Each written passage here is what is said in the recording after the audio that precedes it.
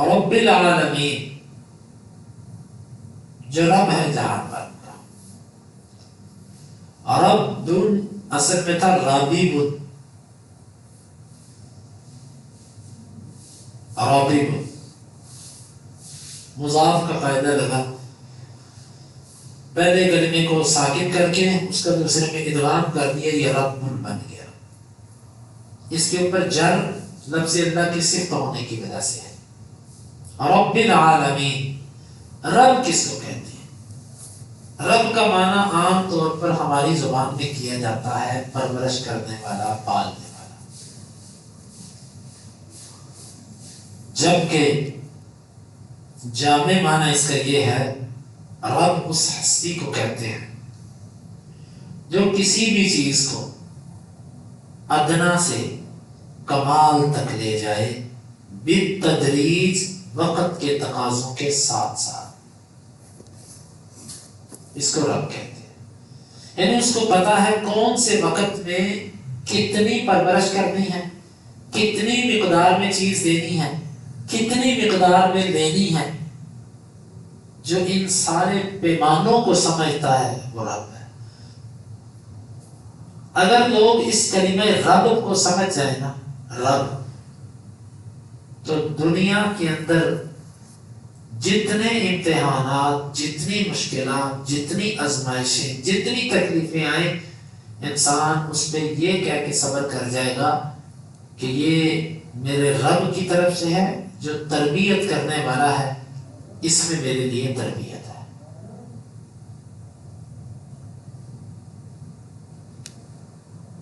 بعض اللہ والوں کے بارے میں آتا ہے کہ جس وقت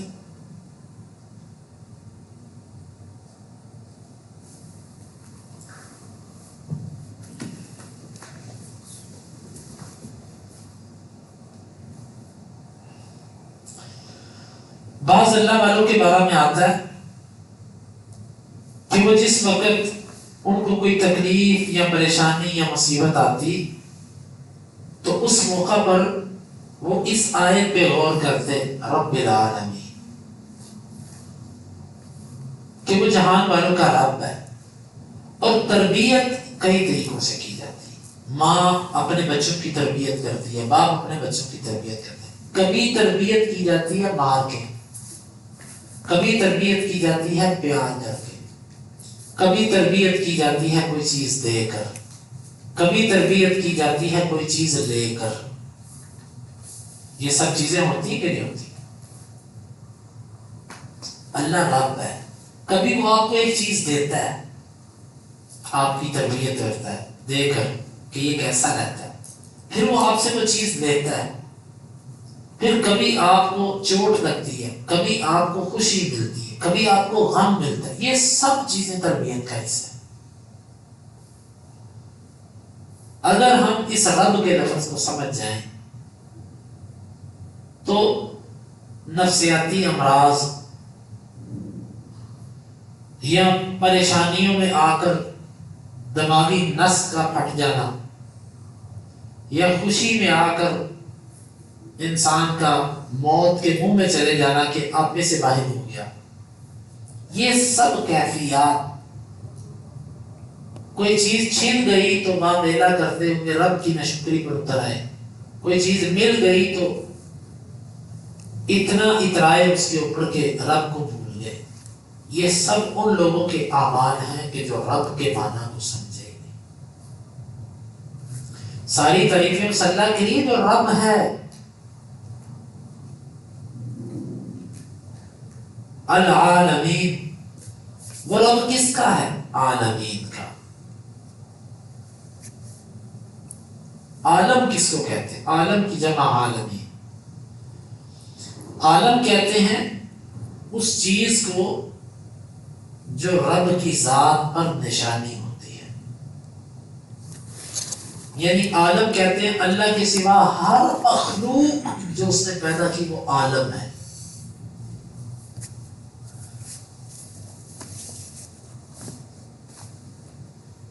وہ شاعر کہتا ہے کہ وفی کل شیء آیۃ تدل علی انہ واحد.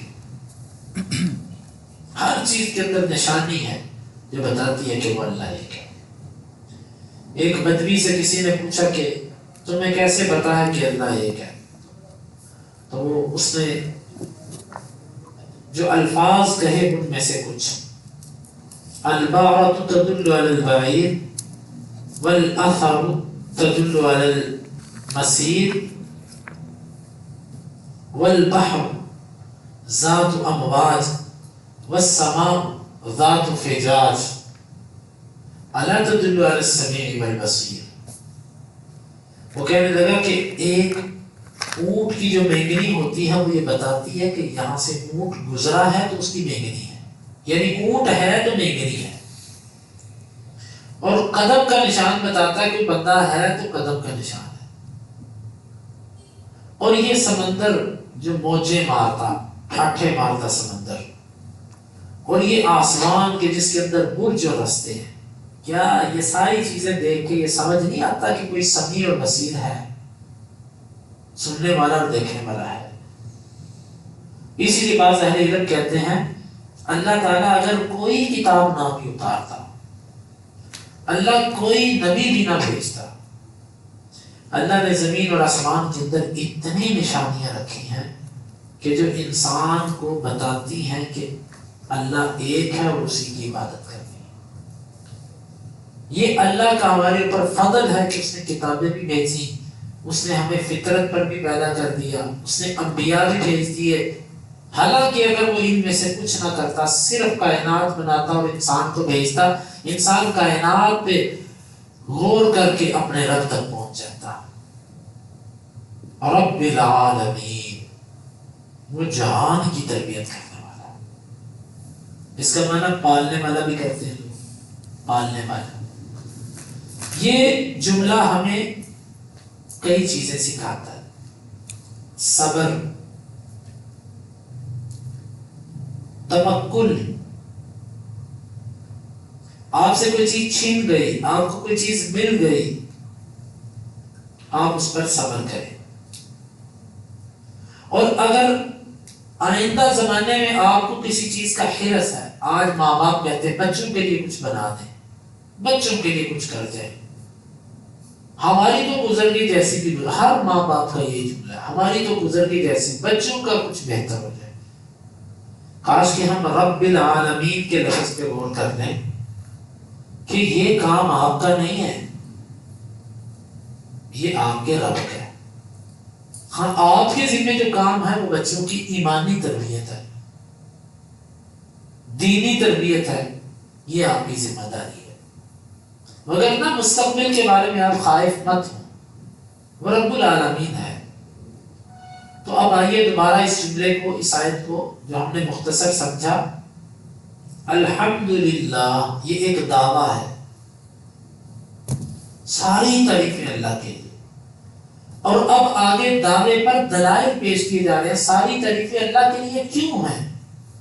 اس لیے کہ وہ جہانوں کو پالنے والا ہے، وہ جہانوں کا رب ہے، تو جو جہانوں کا رب ہے اب تعریف بھی اسی کی ہونی چاہیے، تعریف کسی غیر کی تو نہیں ہونی چاہیے۔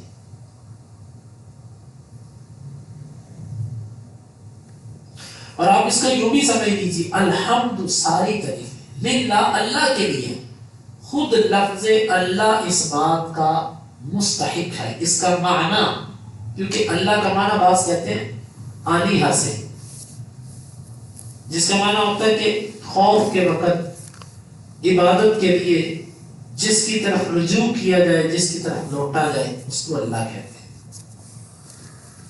خود لفظ اللہ بھی اس دعوے پر دلیل ہے، لیکن پھر بھی اہل علم کہتے ہیں الحمدللہ ایک دعویٰ ہے، رب العالمین گرامر کے اعتبار سے لفظ اللہ کی صفت ہے، لیکن یہ ایک دلیل ہے اس دعوے پر، پہلی دلیل